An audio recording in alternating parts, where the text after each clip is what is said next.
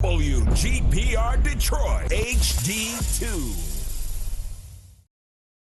You're watching WHPS, Highland Park, Detroit.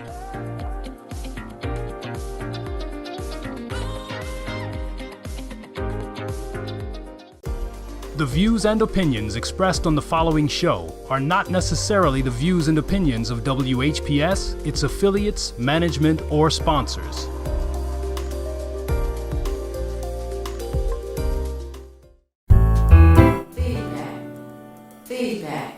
Feedback. Hi, this is Theo Broughton. And I am Thabiti Mpinda. Inviting you to join us each Monday at 9 a.m. for Feedback. A positive image production by Hood Research. Encourage others to tune in each Monday on Comcast Detroit, Roku, Amazon Fire TV, watch WHPR TV Network anywhere. And take us along with you. Feedback. We are definitely concerned about the image. The image. And you know, the image of our community has disintegrated. Unfortunately, I want to thank all of you for being here this morning. And I got to say good morning to Rosa and Vera, to Ron and Carl, Katrina, Sylvia, Shirley, to David, and to all of you to Gladys and Clementine, and to Michael. You know, we only have, a few weeks to go before spring. So hang in there. We're going to make it. we are going to make it. And Hood Research wants you to follow us on Twitter. We're going to have Bob Law with us this morning momentarily, and we're going to talk about the issue of image. The NAACP is helping to destroy the image of the black community, along with these gangster rappers. And also we're going to talk about some of the problems that is happening in the area of our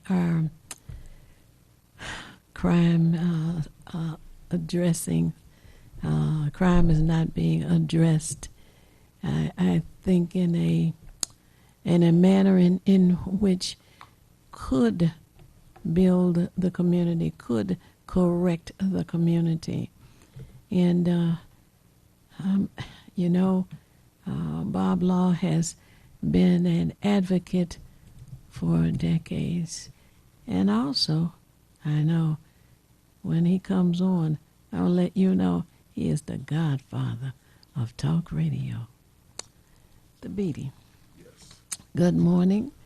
And was there somebody that you wanted to say hello to before we put Bob Law on with us? Good morning to everyone, and I'd like to give shout-outs to Cheryl D. and Brother Fred, Ruth Ann, Brother Shane, Brother James Ford, Brother Mark Cummings, Professor Griggs, and all of you can see the numbers at the bottom of the screen. Mm-hmm. And as I hold it up, pen and paper, I always emphasize. Oh, yes. Make sure you have that, because there's information that you won't remember perhaps, but if you write it down, it'll be there for you. And I invite you to ask your friends, relatives, neighbors, co-workers, church members, friends, and associates to tune in also and become part of the conversation. Absolutely.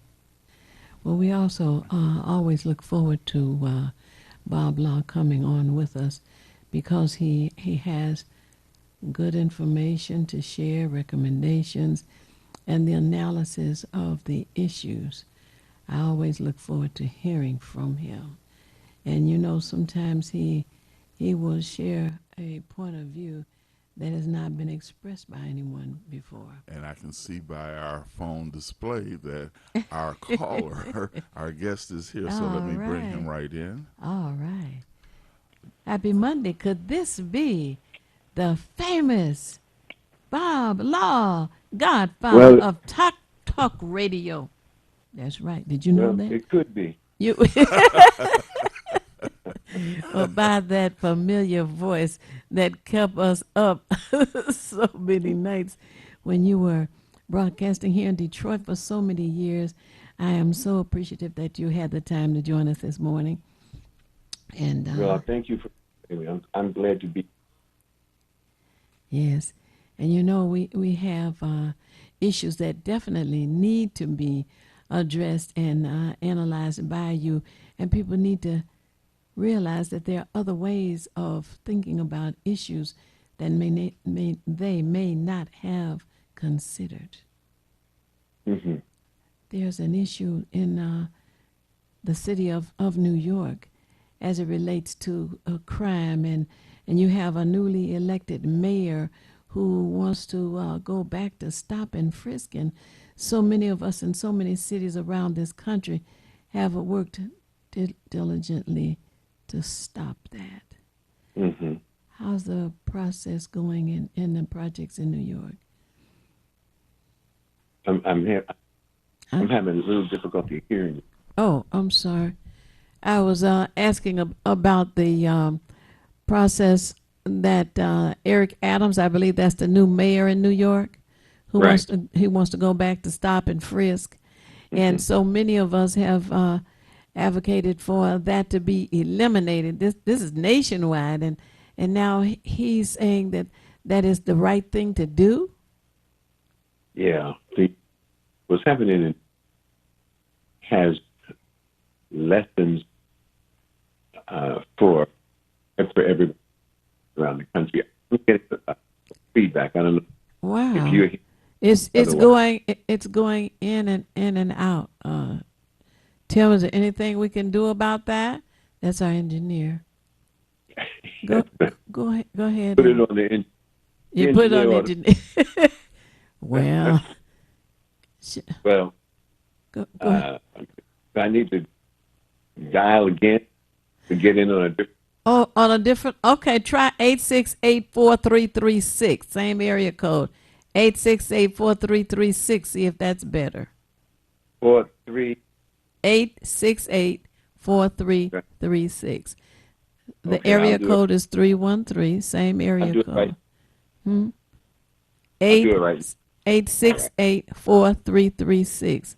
No All one's right. doing that. Huh. And disconnect. Yeah, he's off. And in the meantime, I hope many of you are familiar with Bob Law. Very strong voice in the black community, and I stayed up many a nights, as Theo has said, listening to this brother because he was nationwide, and he just shared so much information, and it contributed to my growth as a black man and as a black individual. And I felt like it was sort of our World Wide Web, or nationwide anyway, to connect with one another. So I'm sure that you'll be able to appreciate this, and we're just waiting for him to return the call on another line. But this is a very engaging brother, very knowledgeable, and definitely of value, and a great contribution to our community. Absolutely. Okay, we have our guest back again, so let's see do if this and do this. That See line if is it's better. okay. We're gonna see if this line is better. All right. Otherwise, we just press our way through. Okay, go Yeah, ahead. I'm still in it, but I don't know if it's a problem. Huh. It's, He's experiencing feedback. Yeah. Wow. it is. Are you on a speaker phone? Is a speaker turned on? Yeah. Well, let's turn that I off can- and see if that makes a difference. Let's see.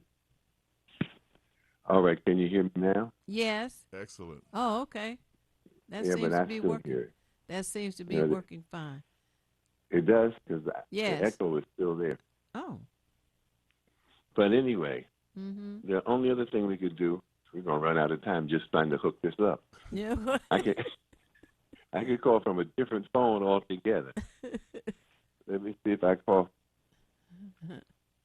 But it sounds all right on your end. Yes, it does. Oh, So- okay. Then I'll just suffer through it. You know, Okay.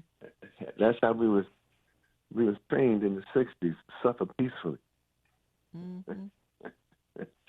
But anyway, the What's happening in New York City has implications for cities around the country. Mm-hmm. The mayor of New York, this is the black mayor, second black mayor in the history of New York City. Mm. And there are black mayors in a few other cities as well.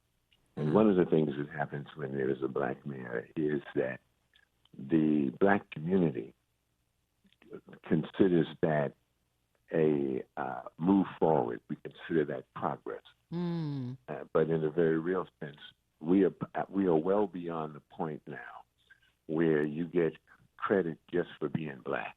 Mm-hmm.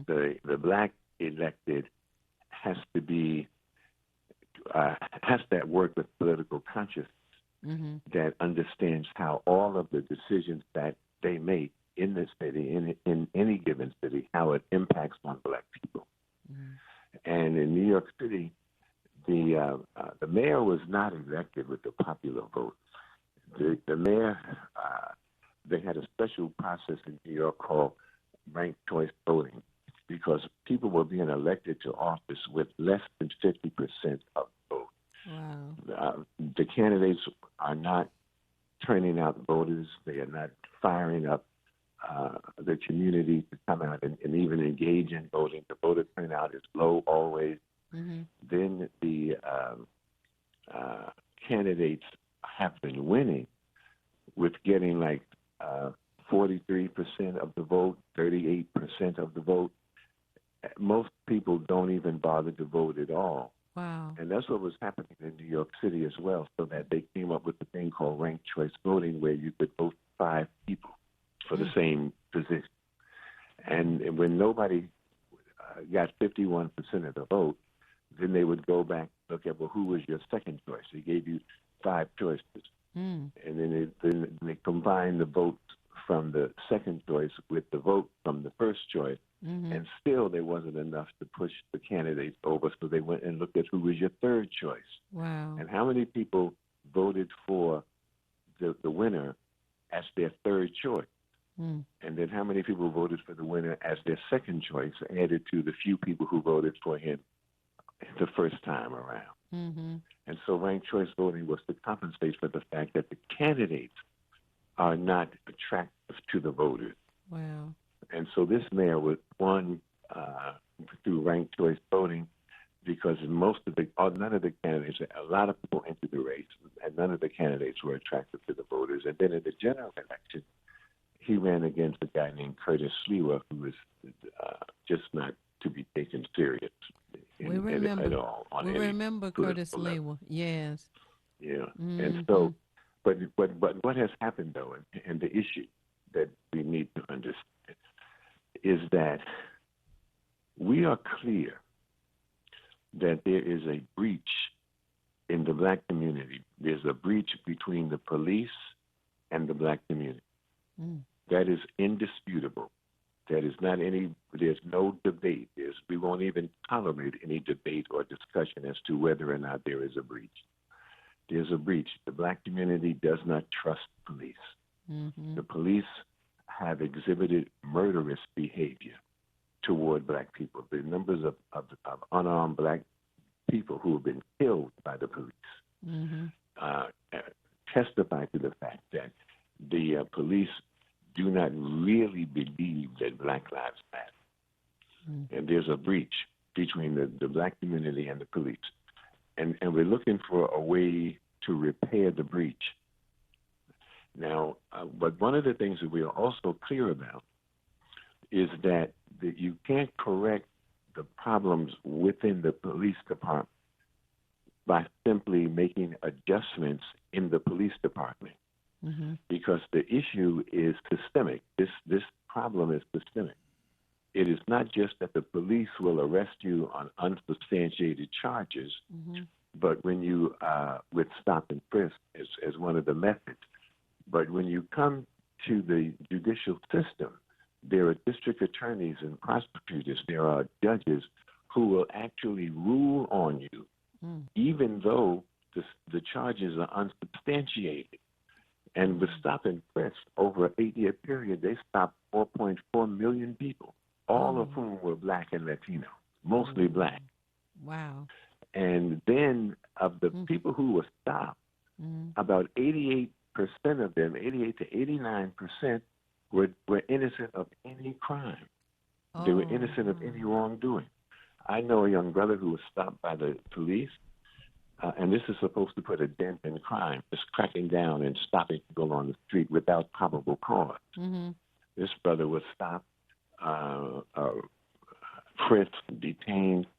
Now, this is a young professional vice president at a major media company. Stopping him and tying him up all day had made no dent in crime in New York City whatsoever. He was not at all a criminal, a threat to any kind of criminal activity. Wow. And most of the people that they stopped, the overwhelming majority of the people that they stopped, were not guilty of any crime. And so all of those arrests didn't help to reduce crime. They were arresting the wrong people. Wow.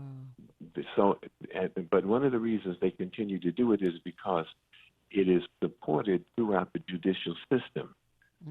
Now we have the first black district attorney in New York City, a young brother from Harlem, and he was elected because he promised to make changes in the system to create a system that is more equitable and more fair.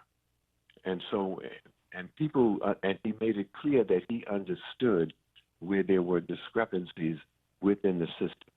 And that's why people voted for him. Okay. He did get 51% of the vote. People voted for him because of the promises he made to address the problem on a systemic level. And so he then instructed his prosecutors not to prosecute on unsubstantiated charges, not to prosecute on these frivolous indictments. See, there are young people who will get, if you are white and you jump across the turnstile or sneak onto the subway, if the police catch you, I've seen this myself. The police catch you doing that, they say, go back and pay, and let you get on and go about your business. If you are black, you get arrested. And that's clear in the black community. We are not fooled by any of the police rhetoric and any of the crackdown on crime rhetoric. We know that there is a serious imbalance and injustice throughout the judicial system. Michelle Alexander has documented it very well in her book, The New Jim Crow. There's no discussion about that. Right. Or there should be. We won't tolerate any discussion as to whether or not what we're saying is correct. This district attorney took steps to try to correct some of those discrepancies. He instructed his prosecutors not to prosecute on those kind of trumped-up charges, unsubstantiated charges, and these frivolous indictments. Now, in doing that, he now forces the police to use probable cause when they make an arrest. If they know that they have to come to court with the real grounds for arrest, then they won't just stop people randomly on the street based on ethnicity, which is what they are doing. They will look for people who are really committing crimes, who really represent a threat, who really have some probable cause. And then when they are arrested, those arrests will hold because the people will have actually should have been stopped. They've given some reason to indicate that they should have been stopped. They should have been frisked. But in refusing to do that and just picking up people randomly, they are arresting people who represent no crime or threat to the public safety, and they are just making arrests randomly, which don't mean anything, and they're not arresting the right people. And so this district attorney said that there's something else that has to be done to improve on that. Bob, I want to When ask he you. did that, the police commissioner, the new black woman who was hired as police commissioner because she was black, the mayor said in his campaign that he wanted to hire a black woman as police commissioner. So he's hiring her based on ethnicity. He's not hiring her based on political consciousness. Oh, He's not hiring her based on her track record as a police, because she's not from New York City.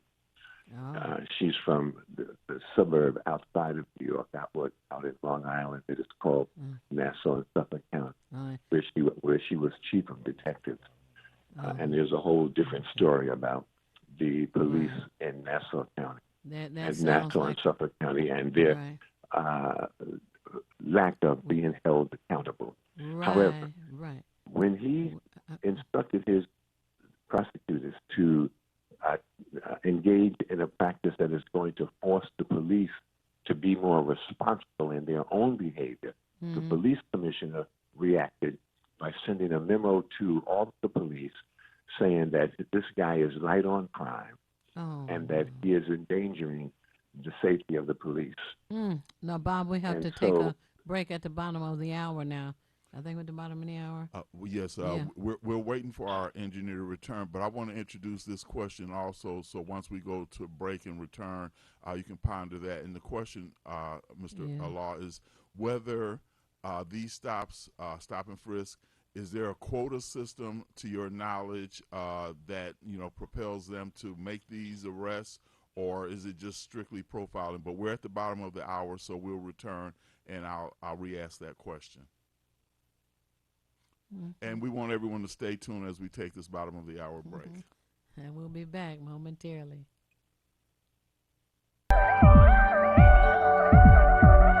You're watching Detroit's own WHPR TV. Detroit Live. This is Theo Broden from Feedback. You can watch me 24 hours a day, 7 days a week at WHPR TV Now app. Download our free app at WHPR TV Now. Monday at 9 a.m. Eastern. It's the These Nuts Show with your host Butter and friends. Butter here, magician escape artist, practicing for my show tonight. Come on in, have a seat. All right, everybody settle. Butter, you're on in 5, 4, 3, 2. In a few seconds, you gotta be enough to get out of this one. Twist a little turn, ta-da! It's showtime. It's your old friend Butter here. I may be a nut, but I know to wear my mask. Please welcome my first guest tonight, fitness guru Wally Wallman. Wally Wallman here to tell you to wash your hands with soap and water for 20 seconds so you will stay healthy and strong like me. Almond Cruz here, sliding in with the news. Distance is what we must do to stay away from the chew and other germs in the air that might be trying to get on you. Social distancing is a wonderful way to see friends. As long as you're 6 feet apart, you win. Hey there, friends. I wouldn't miss this for the world. It's me, Pumpkin Spice, your healthy girl. Remember, it's important to use your kind hearts and follow the signs to stay healthy and safe at all times. Chica Chiminsky here to say, don't forget the little ones that need you to lead the way. That's how we remember to wash our hands, mask, and social distance today. Morgan Raisin. Yes, it's me, here to sing about health and safety. We are all here to help get a message out to your grapevine, teaching healthy choices to stay safe all the time. Don't let these guys drive you nuts. Put your mask on first. They'll let you be.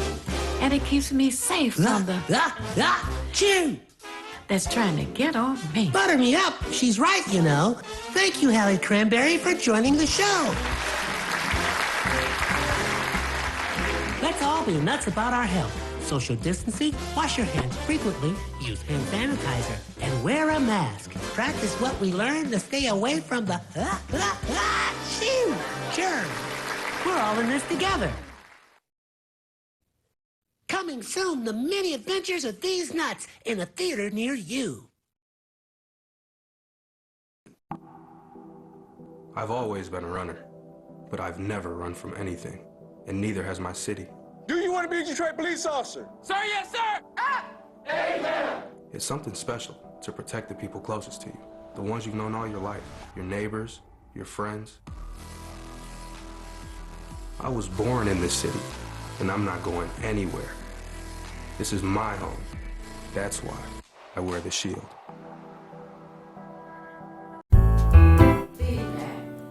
Feedback.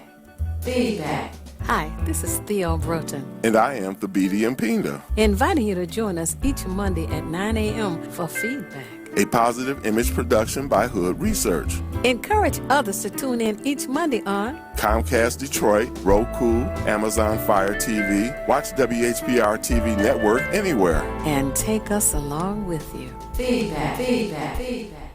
Always go to the App Store and download WHPR On Demand and take us along with you. We have with us this morning the great Bob Law. I call him the godfather of talk radio. The president of the National Black Leadership Alliance. We're discussing this morning an issue that's happening in New York, and I'm sure around the country as well.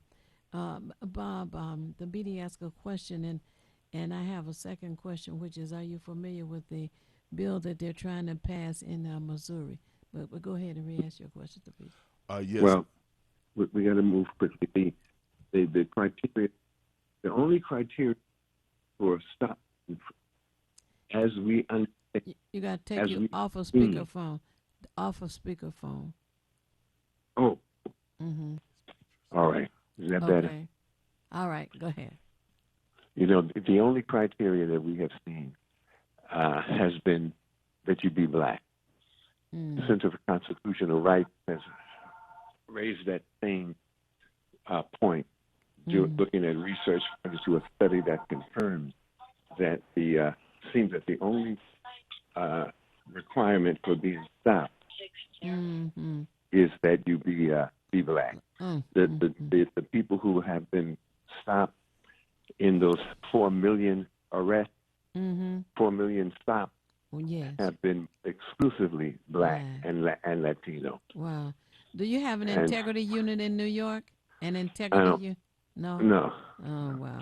But let me just hurry through this. Okay, go ahead. The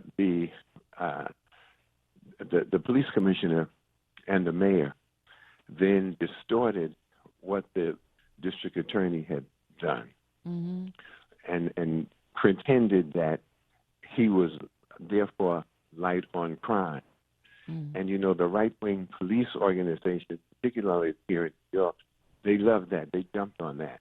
And rather than there being a discussion in New York City about police accountability, which is the real issue, that discussion was pushed aside by the distortion of the New York mayor and the New York police commissioner. And instead, there's a discussion about violence and cracking down on crime and how we should not be light on crime. There's nobody that is light on crime. There's no one who is for gun violence. But there's a discussion about gun violence. And the newspapers asking, can the mayor unite everybody on the issue of around gun violence? There's nobody to unite. There's nobody who is for gun violence. There's no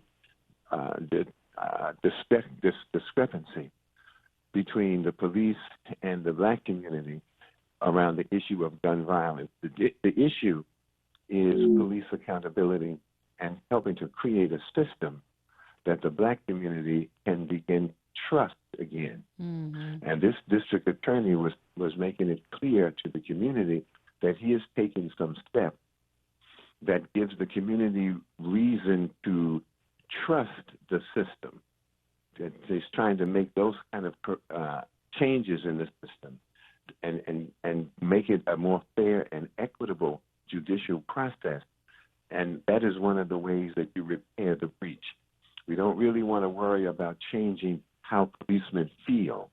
We're not trying to change the anti-black culture in the police department.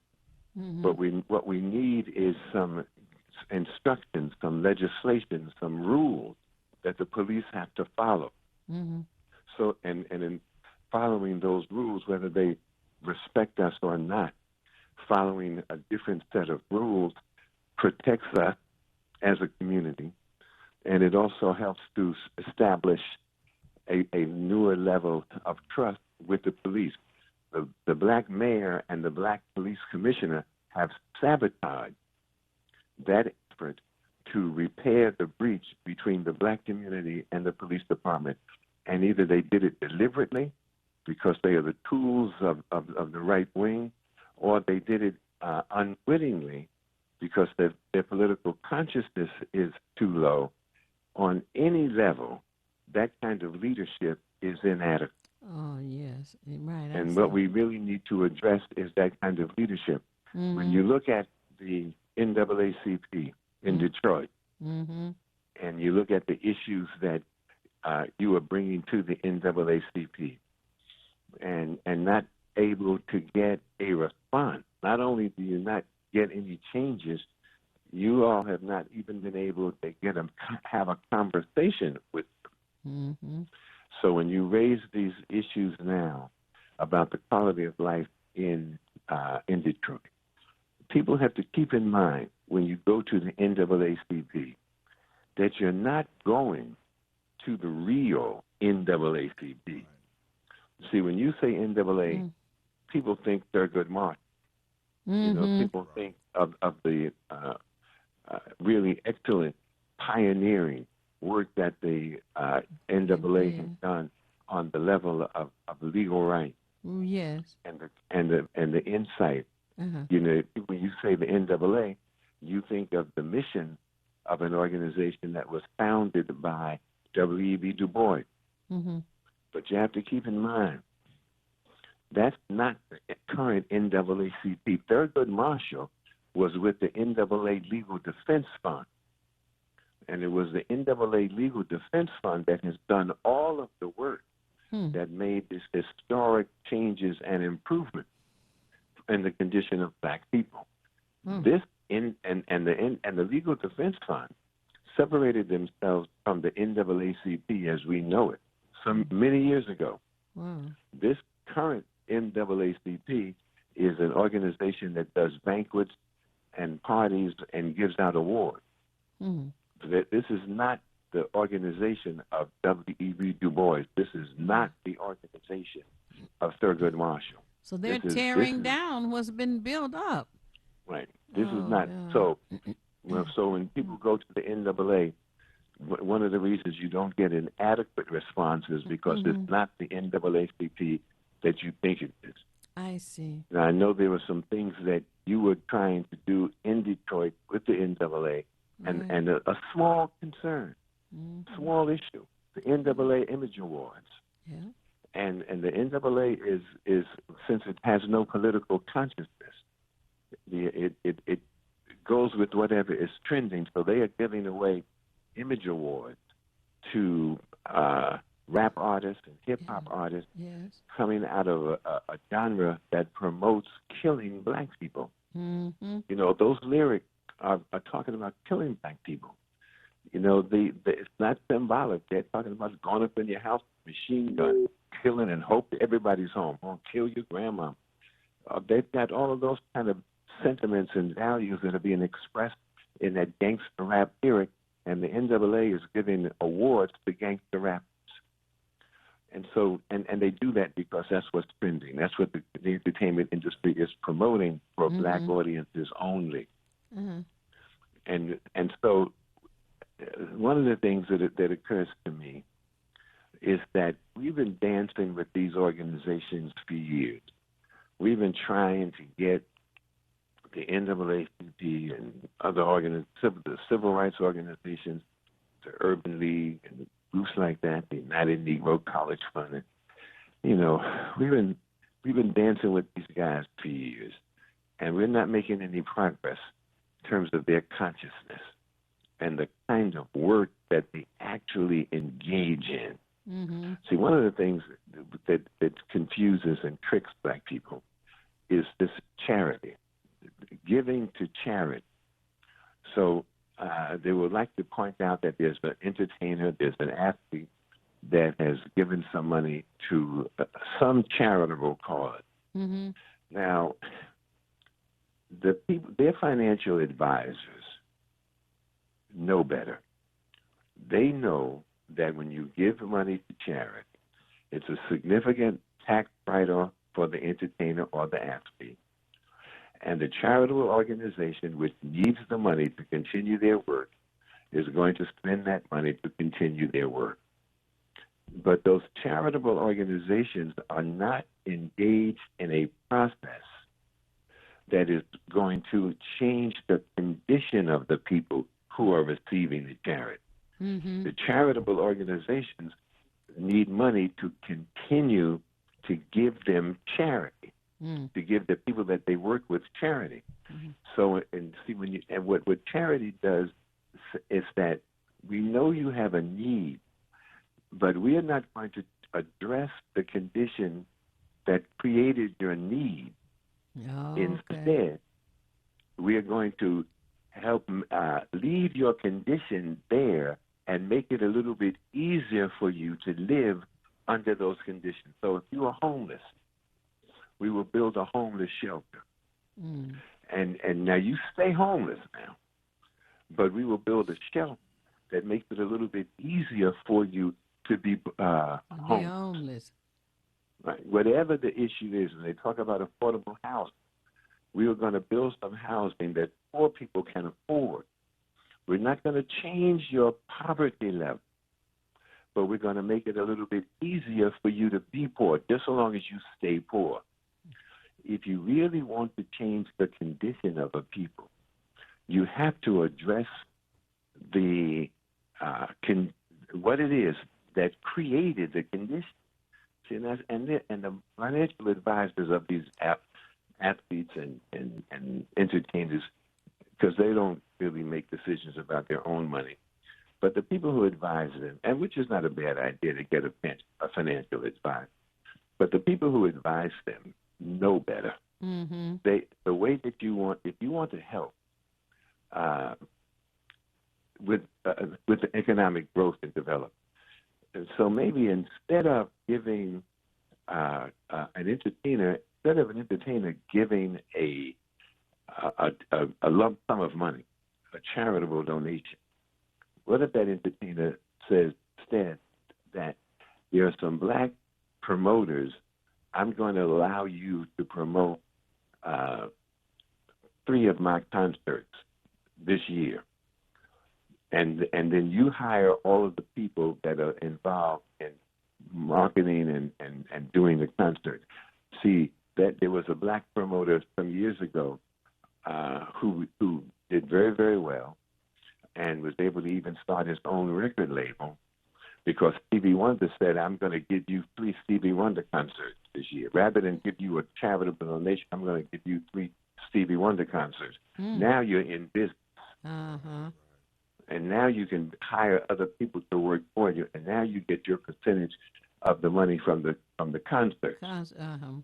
And this brother did very well as a result of Stevie giving him that economic impetus or injection, right? If you want to, if you want to build, you want to make money, or you want to help people, the same entertainers and people who are ready to give a donation to a not-for-profit, instead say that I'm going to engage some black developers, and we're going to go to Detroit, for instance, where there is plenty of property available. Right. And that property needs to be really developed, and homes built on those streets throughout Detroit. And the entertainer says, I'm coming to Detroit with 2 or 3 black developers, and we're going to form a business together. And I'm going to give this money to the black developers, and they're going to come and buy property in Detroit, and the developers are going to hire everybody. The developers hire the architects, they hire the plumbers, they hire the security, they hire the accountant. It's what Maynard Jackson did in Atlanta. Mm-hmm. And when Maynard Jackson said that he was going to give Atlanta's procurement contracts to black developers, that he was going to take it from 1% to 30%, that's when people began to call Atlanta Hotlanta. That's where everybody started going to Atlanta, talking about there's money in Atlanta, because now the developers, the black developers, were hiring everything. They were restaurants began to prosper. Just on every level. Mm-hmm. That's how you. And so the NAA, and failing to call for that kind of economic investment. Mm-hmm. See, the NAA in Detroit, failing to call for that kind of economic investment, failing to address the city of Detroit, right, and insist that the city of Detroit give its development budget, its procurement budget money to black businesses and black developers. You know, cities don't manufacture anything. Cities buy everything. Mm-hmm. So even with the COVID, cities didn't manufacture masks. They just proclaimed that you had to have a mask. Mm-hmm. And then they give out a contract to have masks manufactured. Mm-hmm. And you didn't have to be in the mask business. You know, they gave the contract to people who, once they had the contract, they then went to the companies to manufacture the mask. But they didn't give any of those contracts to black businesses. Cities buy paper, they buy pencils, they buy everything. They don't manufacture anything, but they don't purchase from black businesses. Mm-hmm. And so, see, the NAA in Detroit should be saying to the mayor of Detroit the same thing that we're saying to the mayor in New York, that he's got to give 25 to 30% of the city's procurement contract to black businesses. And cities buy, like as I say, city agencies. There are hospitals in the city. The hospitals don't manufacture anything. They buy food from restaurants. They buy sheets. They buy everything. Mm-hmm. But they don't buy any of these things from black businesses, and they don't allow black businesses to be the broker that takes them to the manufacturers. Mm-hmm. But that is how you do it, rather than to make charitable donations and get a write-up in the press, in the entertainment section, about another entertainer, another athlete who is giving a major charitable donation to a not-for-profit. And see, that is the problem. They only invest their money with black people in not-for-profits. Those same entertainers and athletes invest their money with white for-profits. Mm-hmm. They invest with white for-profits. They open a restaurant with some white restaurateurs. Right. If they do a book, they take their book to a white publisher. Mm-hmm. If they have a reception, they take it to a white-owned hotel. They buy food. If they cater it, they buy it, the food from a white caterer. Mm-hmm. Everything they do with white folks is for profit. Everything they do with black folk is not for profit. That is the trick. Now. And the leadership that tolerates that is a leadership that needs to be replaced. So what I would say is that you all need to consider an alternative to the NAACP in Detroit. We can't get them on the phone. We can't have a conversation. We can't get a reaction to our concerns about the Image Awards. If you do get to them, they're going to say that that's not us. That's the people at the top. Mm-hmm. What they ought to say is, that's not us. We'll take you to the people at the top. Mm-hmm. They don't say that. Right. They say, that's not us. That's the people at the top. We have nothing to do with it. See, that's inadequate leadership. And that's talking to you like you were stupid, like you didn't know that the local chapter didn't decide on the Image Awards. We're going to the local chapter because they are claiming to be part of us, and we're looking for them to take us to the people at the top, and to help us to get through the red tape, the bureaucracy. They don't do that. I'm saying all over the country, we need to create an alternative to the NAACP.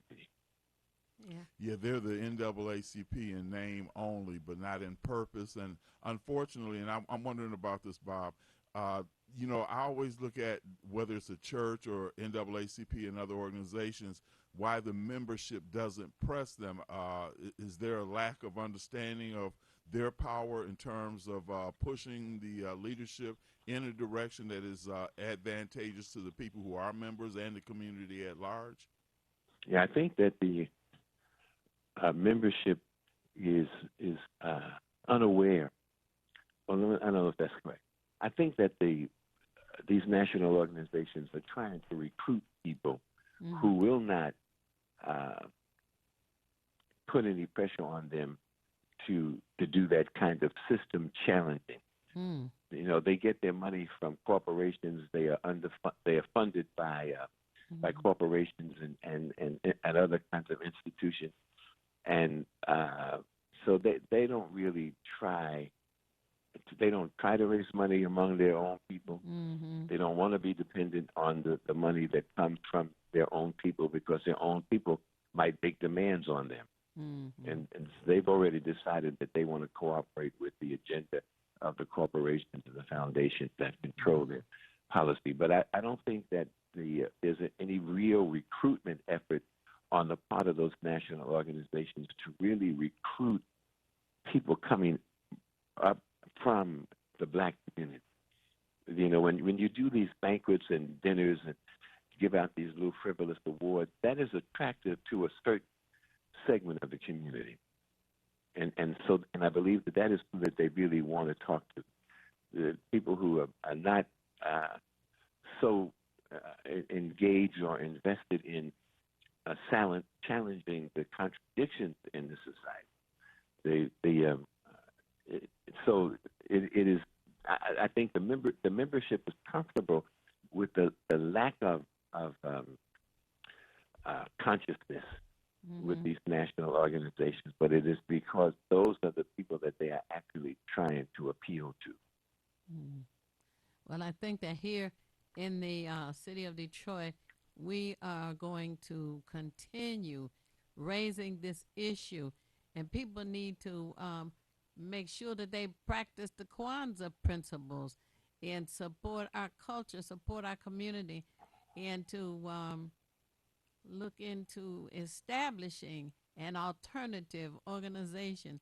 I think that seems to be the best response, because to know that the NAACP is about to have an image award and to have in the category a rapper, I guess gangster rapper style, that does nothing but every other line talk in the negative terms, calling, as they said, the N-word these days, calling our women bitches and whores, and then telling folks just go out and kill somebody. You know, just do it, because you got nothing else to do. Just go and kill people. And I don't find that, and I keep asking people, if you hear these kinds of lyrics in the music that other ethnic groups put out, I'd like to know about it. I have not any music by Jewish people that are derogatory towards their community. I've heard no music by the Italian community that does that, or the Polish community, or Spanish, or anyone. So I like the idea of an alternative organization. What about you, Thabiti? Yes, and it's doable if you're talking about just Detroit. Just talking about the Detroit chapter. You know, that's a place to start. Right. And maybe people begin to look at that around the country. That create and there's not a whole lot of work to do to create an alternative, because there is no real meaningful NAACP presence at the local level anyway. Right. You know, the local NAACP in Detroit has always had the reputation for having the largest membership in the country. And then they have the reputation, or they are known for having the largest banquet. Yep. But they're not known for their leadership initiative on the critical issues. Exactly, like the one in New York, Stop and Frisk. Yeah. Right. And there's no NAACP. There's no NAA presence in New York City. There's a couple of people who have names and titles and known to be with the NAACP, but they are not a factor. It's not so much that the community needs to replace the NAA. The NAA has already left us. You know, we are without a NAACP. Right. What we have is just a name for a group that has become a kind of the major concert promoters. You know, they do and that's giveaway how they're awards. making money. And at the local level, see, and at the local level, they don't even give away any awards at the local level. They don't even acknowledge and reward or award people at the local level who are doing real work in that particular city. Yes, right. The Detroit NAA is not doing an awards banquet and awarding the people who are actually working and doing things in New York City and need, or in Detroit rather, and need to be recognized. That's just right. like they are not in the NAA in New York doesn't do anything except try to intervene to block the efforts of black people who are trying doing to do system good. challenges. Right. When I brought the lawsuit against the Board of Ed in 1990, and we're challenging them on the level of curriculum and instruction, it was the woman from the NAACP in New York who confronted our attorney and who moved to block what we were doing. Well, I tell you, you can look forward to our help. It's now 9:59, and I know that you said you have to go for your meeting. So I am so appreciative that you could join us this morning, and we're going to visit this again and talk about the process for establishing an alternative opportunity for the community of people who want to do better, who want to get our community out of the sewer with all of this kind of image, negative gangster image that they're putting out there. Bob Law. All right, now, thank you. I'm going. Okay. And just remember, folks, the NAA has already left you. Yes. They're already someplace else. Mm-hmm. They got a major banquet coming up in Detroit, maybe. Cost a lot of money to get a ticket. I mean, they've already left us. Agreed. And so if you're looking for an organization that will be really helpful in our struggle for justice and equity, you need to, you are required to create such an organization and not continue to count on organizations like the NAACP who have already left us. Well, that's all what right, we're I'm going to do. All right. Thank you so much for Thank you, being Bob. with us. All right. The great Bob Law, godfather of talk radio. We're at the top of the hour. We're about to take our break, and we want you to hold on. And the caller who's on the line, we ask you to hold on also. And we'll be back momentarily.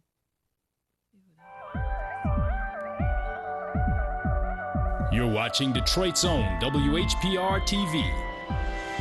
Detroit Live. Hi, this is Thabiti Mpinda from the Feedback Program. You can watch me 24 hours a day, 7 days a week on WHPR TV Now app. Download our free app at WHPR TV Now. Monday at 9 a.m. Eastern. It's the These Nuts Show with your host, Butter and friends. Butter here, magician escape artist, practicing for my show tonight. Come on in, have a seat. All right, everybody, settle. Butter, you're on in 5, 4, 3, 2. In a few seconds, there gotta be enough to get out of this one. Twist a little turn, ta-da! It's showtime. It's your old friend Butter here. I may be a nut, but I know to wear my mask. Please welcome my first guest tonight, fitness guru, Wally Wallman. Woody Woodland here to tell you to wash your hands with soap and water for 20 seconds so you will stay healthy and strong like me. Almond Cruz here, sliding in with the news. Distance is what we must do to stay away from the chew and other germs in the air that might be trying to get on you. Social distancing is a wonderful way to see friends. As long as you're 6 feet apart, you win. Hey there, friends. I wouldn't miss this for the world. It's me, Pumpkin Spice, your healthy girl. Remember, it's important to use your kind hearts and follow the signs to stay healthy and safe at all times. Chica Chiminsky here to say, don't forget the little ones that need you to lead the way. That's how we remember to wash our hands, mask, and social distance today. Morgan Raisin. Yes, it's me, here to sing about health and safety. We are all here to help get a message out to your grapevine, teaching healthy choices to stay safe all the time. Don't let these guys drive you nuts. Put your mask on first. They'll let you be. And it keeps me safe from the... Chew! That's trying to get on me. Butter me up. She's right, you know. Thank you, Hallie Cranberry, for joining the show.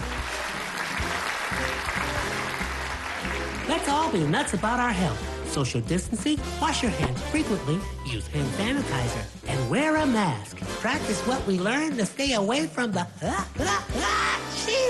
germs. We're all in this together. Coming soon, the many adventures of these nuts in a theater near you.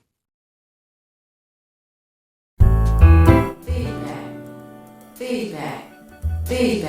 Hi, this is Theo Broughton, And I am the BD Mpinga, inviting you to join us each Monday at 9 a.m. for feedback. a positive image production by Hood Research. Encourage others to tune in each Monday on Comcast Detroit, Roku, Amazon Fire TV, watch WHPR TV Network anywhere. and take us along with you. Feedback. And we have returned. And we have the Hood Research poetess, Sylvia. You got a poem for us today? I think I can look one up right quick for you. But I'm going to just say this right quick. Love is the power from above. Cleanses your soul. You need to make love our goal. Ooh, like that. We got too many enemies. We don't need to be self-hating and,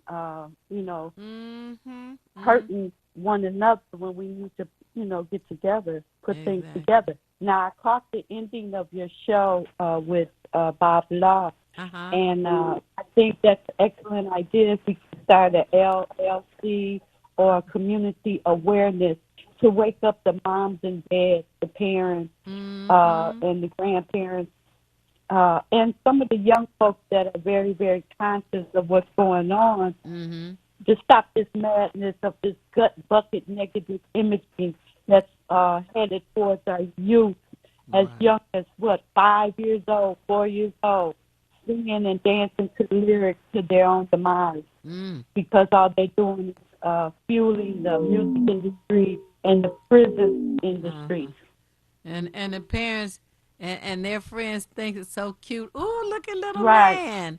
Little man, he's not a Yeah. man. He's a 3 or And 4 year got the old kids- child. Let him be a 3 or 4 year old child. And got the little kids dressing with their pants sagging. So you already setting them up for butt breaking positions. Unfortunately, So we a lot need of to get a hold to the root as well as the young.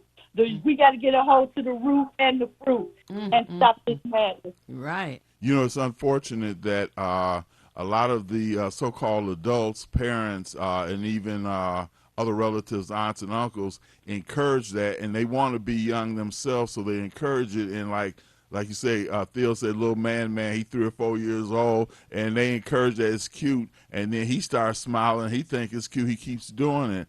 But then they don't realize that as that child matures and gets older, and they haven't been raised with any type of discipline, structure at all, then when that child's 12, 13, 14 years old, you can't do anything with them. And Children, when he gets that old, he's a ward to the state.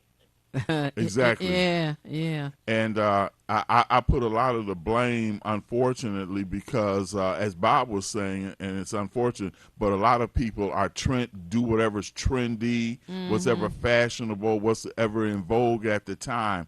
And we know that Western civilization basically has always been individualistic and not communal, which is why people act out in individualistic ways. WGPR Detroit HD2. You're watching WHPS, Highland Park, Detroit.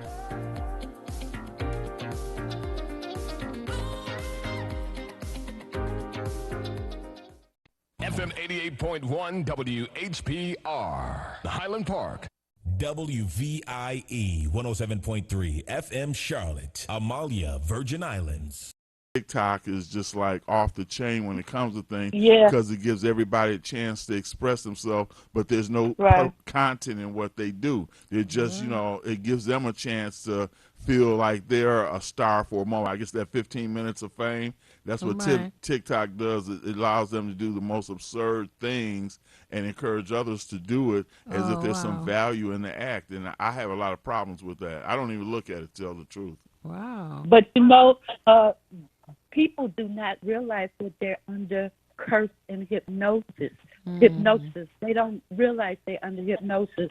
These are evil, demonic portal rituals that's opening up portals to kill the mind, kill the cultures, kill the values, so that there'll be a go nowhere, do nothing, dumb down society for the greed to continue to bleed and have their way any way they want and need. Right. That's true. Theo has brought up in the past, we've had over the years really the idea of subliminal seduction, which is basically what you're saying, Sister Sly. So that whole hypnosis thing, people don't even realize they're in a trance you right don't now. even know. Right. And that's you what's just happening. know that the music sounds good, but you don't understand that the vibrations along with the lyrics is putting you under some serious hypnotic state of mind. That's and right. you lose your mind. You give in. Lose your mind. And you know what's kind of interesting about it, when a person, I've done some reading on hypnosis and mesmerization. The thing is that like when we've seen this demonstrated on TV, a lot of times people will speak about, well, yeah, now the person's under hypnosis, get them to, quack like a duck or, do something absurd. Well, now we see people acting out, whether it's like what Theo would say, spraying the block. That's a form of hypnosis. They have been trained and programmed and hypnotized to believe to do it. So they act out of the same behavior as one who would be under hypnosis. It's just that they're conscious. They're not conscious of what they're doing because they've been programmed. And like when they tell a lie long enough, everybody believes it. Right. And this thing about the stripper, what is her name? The Stallion, Meg the Stallion, and someone was saying, oh, she graduated from college, she got a degree, and I mean that's fine, but the degree is for her. The degree is not for the community. She bought housing or paid rent or something. Anyway, she did some other charitable things. That's fine. Now I equate it like this. She did $10 worth of good and destroyed 10 billion minds in this country. $10 billion worth of minds. And I'm glad destroyed Theo from brought her that music. up. I'm going to send you a video to be looked up right now and send it to you. And it's about why billionaires don't count on the billionaires to help Black community, because they all puppets under the puppet master to use that wealth the way they tell them to use it. So that's why you got a lot of celebrities that go underground when they do big donations for somebody. They have to go underground because they could snatch their contracts and kill their careers if they help Black folks. This is how deep the rabbit hole goes. And people don't understand that these politicians as well as these celebrities are under control. Uh-huh. Oh, wow. Uh-oh. Go ahead. You know, that's it's a worldwide network to suppress any thinking, to definitely dominate those who are not, like, okay, let's just say those within our circle are knowledgeable, but those who are up for flimsy entertainment, which is you know, it's not really entertainment, but it's a distraction, really. I think when Theo and I were on last time, I had mentioned that, you know, they used to say WMDs were weapons of mass destruction, but I say social media and such are weapons of mass distraction to throw you off the trail. And there's a saying that Flip Wilson had, you know, there's a lot of truth that comes out of comedy, but one of the things he said, and you all kind of mentioned it, is that the truth is as good, I mean, a lie is as good as the truth if you can get somebody to believe it. And that's where we're at now. A lie that has been spread so much, you can get people to believe it as though it were the truth.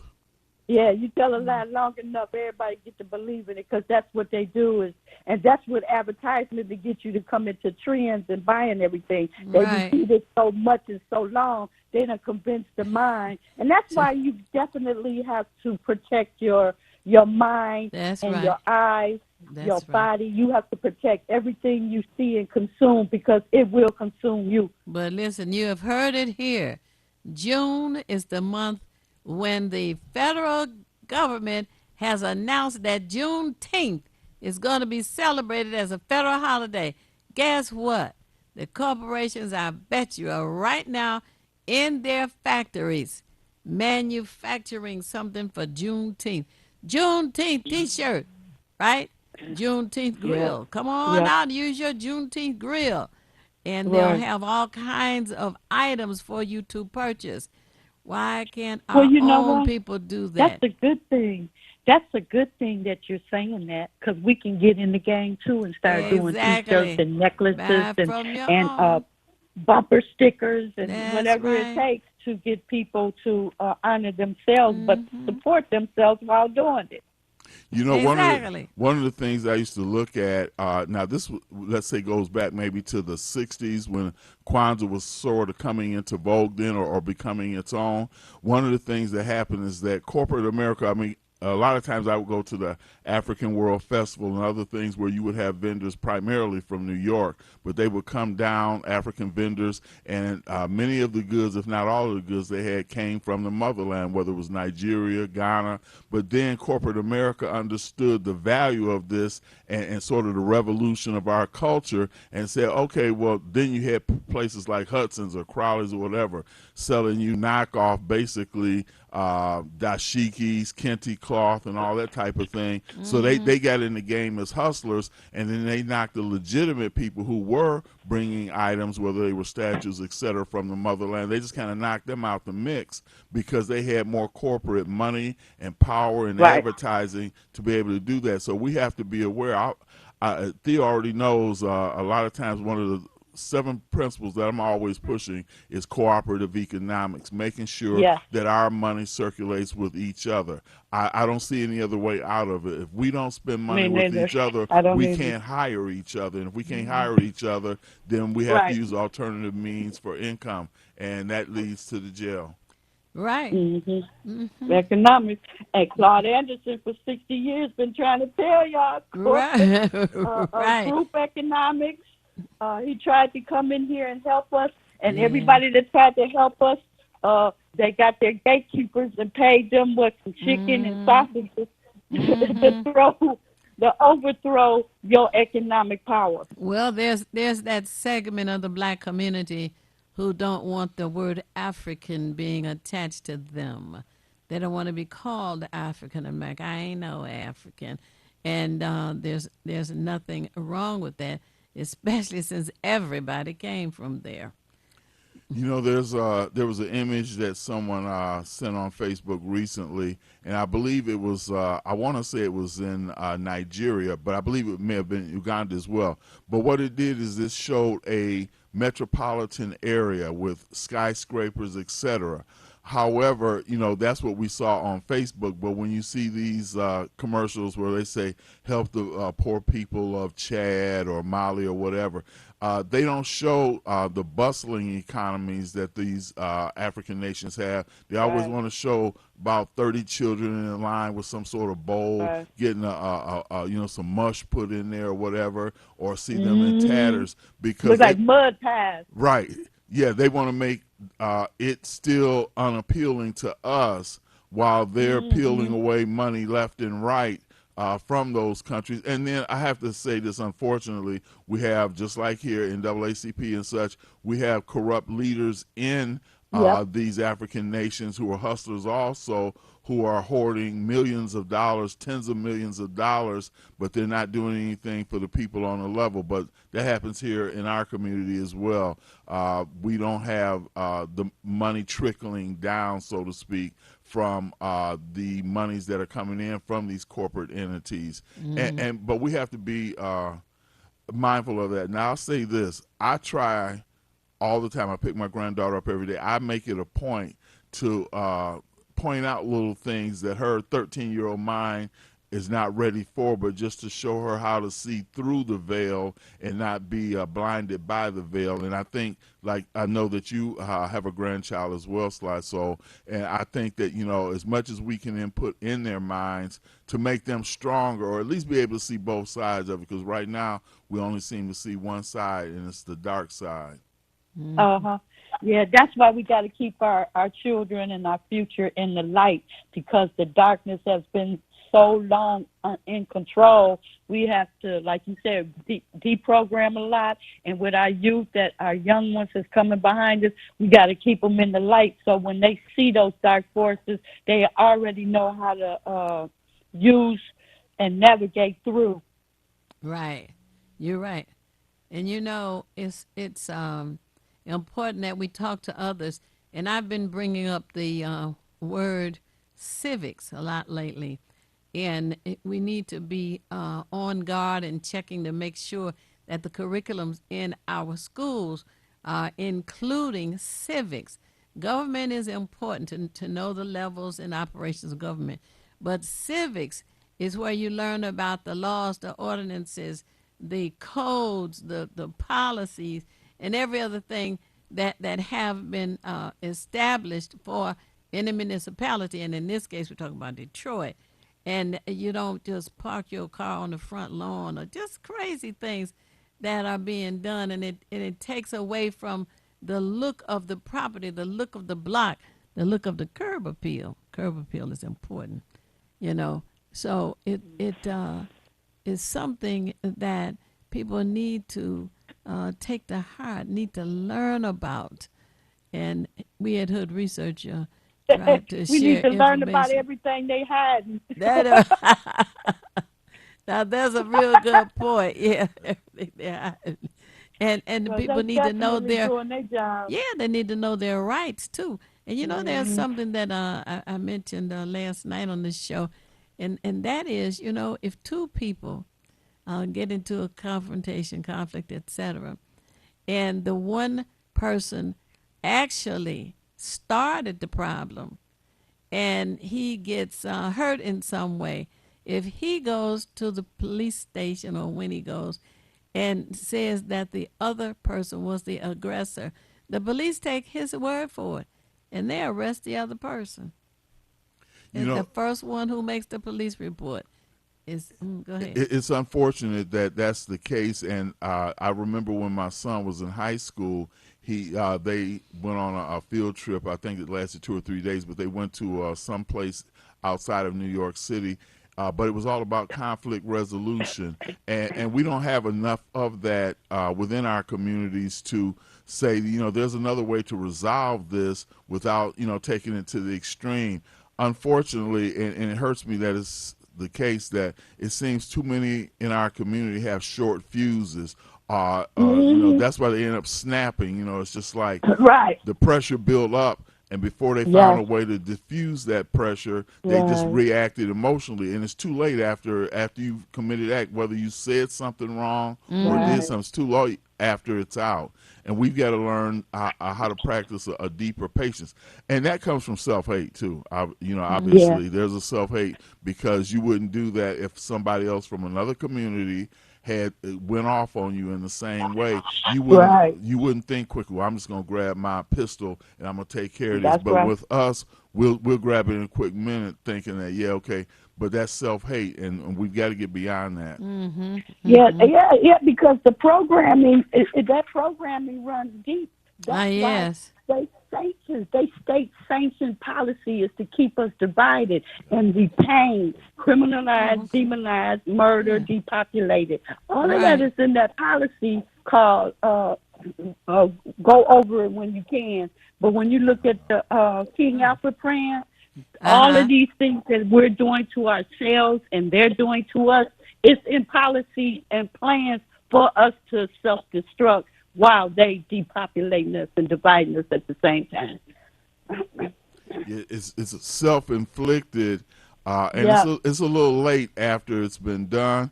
And I would just hope, like I say, we're the choir, and I guess we're preaching to the choir. But I make my granddaughter and my children part of the choir as well, and I don't preach to them so much as I make suggestions, because people will resist you when you're trying to tell them to do what's right. But if you make a suggestion or give them an analogy of some type, then they don't feel like you're pressuring them directly, but they can still get the point. I guess they call that word tact. You got to be tactful when you do certain things. Right. You give them the independence to think for themselves, but you still do the blueprint to get them there to think for themselves, because that's the problem. We got old heads and young heads that don't think for themselves. Like Theo say, read, study, learn, approve, research. We don't do that because they got them tricked into this entertainment business where they, full of buffoonery and nonsense and do nothing attitudes. And then on primetime TV, they want to show these images too, to our young people. It's very concerted. And when we look at Hollywood, like Hollywood. Hollywood, exactly. I remember, and this was posted on Facebook as well. And I use the platform, but I use it to enlighten people. But I remember someone saying, they had some recent movie that had something to do with our enslavement, and somebody said, "Are y'all going to watch that?" It was the Emmett Till thing. I said, "I can't watch that stuff no more. I've seen enough of it." Yeah, I've seen enough of it throughout my life, and all I think it does really is just deepens that whole enslavement mentality. Illness. I get enraged when I see it, so I can't look at it no more, honestly. It incites trauma, fear, and anger. And see, that's why I say we in that psychological warfare. Right. They want to turn Black History Month into Black Misery Month. What about just, staying in there and saying we have overcome and we can overcome some more? But now that the whites parents are going to PTA meetings and they're saying they don't want Black history taught to their children because it makes them sad. Well, what do you think it made the people that got lynched? You done traumatized the world. You done traumatized millions of Black people, but you don't want your children and your mind traumatized. Yeah, like I got any concern about how they feel, as if they cared about how we felt when we were going through it. And we're still suffering that post-traumatic syndrome of enslavement, which is... every time we see our children being murdered in the streets by cops, that's another form of traumatizing us. Yeah, Bob Law kind of mentioned that when he was saying how when we look at there's a breach between the police and between our community, and since they look at it as when they see you, they only see color, they don't see anything else. And unfortunately, when we look at each other, sometimes we don't see nothing but color. And if it's something that we have a disdain for, then we're gonna act accordingly. And I just this has been basically my lifestyle. When I see a brother, I just see him as a brother. And even Tupac says something, we got to look at each other as brothers and not strangers, because that's where we see each other at this point. We see each other as strangers. Well, they got us calling each other dogs and bees and ends. There's some brothers that, it is kind of weird to me, because they're in their 30s, 40s, 50s. And I've got a relative that does it too, but, say, hey, what's up, baby? Now, we use those terms, but I do run into brothers say, how you doing, King? How you doing, God? But I see but then we use the terms, man, I'm going to the crib. So we don't even elevate the manhood within us, some of us, because, and I was at an electrical supply store. Say, hey, what's up, baby? And, he was talking to the guy behind the counter, but I was thinking to myself, and then he used a lot of profanity as well, but I could see his mentality based on his conversation. Right. And when I see somebody, I'll say, brother. And if he's even more enlightened, I'll say, what's up, God? What's up, King? I go to this black health food store. That's how we address each other, and that's how we lift each other up. But unfortunately, that terminology is not prevalent within our community, because they think they got swag when they say certain things. It ain't swag, brother. You just have been incorporated into the ignorance that pervades our community, and you don't even realize. You just think, oh, man, that's smooth. That's cool. It's not, brother. Well, like I said, history repeats because many won't study their true identities and capabilities. Oh, okay. Well, I'm so glad that you called in this morning. We're down now to our last 2 minutes, and I always say that it's not necessary for you to know everything. What is necessary is for you to know how to find what you need when you need it. And we at Hood Research seek out as much information as we can to share with one another, and encourage you to share just as you have this morning, to help us all make better informed decisions. The BD? Yes, and as I always say, if you want to be nothing, do nothing. But the only problem with doing nothing is you never know when you finish. And not only is this Black History Month, this should be Spend Your Money with Black People Month, Black people for the year. Absolutely. Every month. And know that the telephone number for Hood Research is area code 248-234-2371. Again, area code 248-234-2371. If you want to email us, the email is contact@hoodresearch.org. That's contact@hoodresearch.org. And we want you to know we have Facebook, we have a website, and not only do we have Twitter, we ask you to follow us on Twitter. Thank you, Sly Soul, and we look forward to seeing you next Monday at 9 a.m. Okay. Thank you. All right. Peace. Love y'all. It's the These Nuts Show with your host, Butter and friends. Butter here, magician escape artist, practicing for my show tonight. Come on in, have a seat. Everybody settle, Butter, you're on in 5, 4, 3, 2. In a few seconds, there gotta be enough to get out of this one. Twist a little turn cutter. It's showtime. It's your old friend Butter here. I may be a nut, but I know to wear my mask. Please welcome my first guest tonight, fitness guru, Wally Wallnut. Wally Wallnut here to tell you to wash your hands with soap and water for 20 seconds so you will stay healthy and strong like me. Almond Cruz here, sliding in with the news. Distance is what we must do to stay away from the chew and other germs in the air that might be trying to get on you. Social distancing is a wonderful way to see friends. As long as you're 6 feet apart, you win. Hey there, friends. I wouldn't miss this for the world.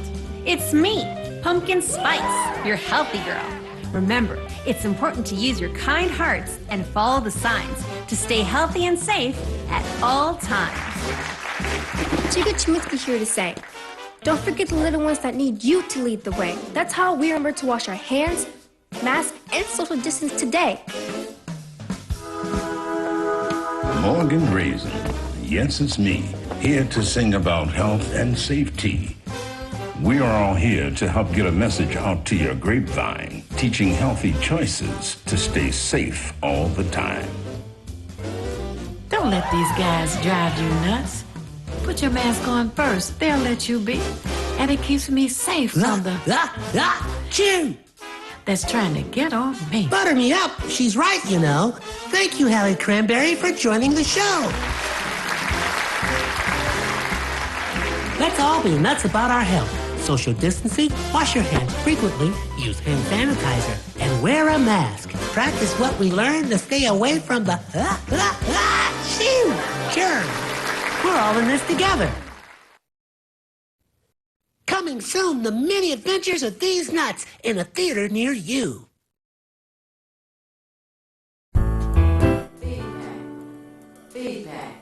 Feedback. Hi, this is Theo Broughton, And I am Thabiti Mpinga, inviting you to join us each Monday at 9 a.m. for Feedback. a positive image production by Hood Research. Encourage others to tune in each Monday on Comcast Detroit, Roku, Amazon Fire TV, watch WHPR TV Network anywhere. and take us along with you. Feedback.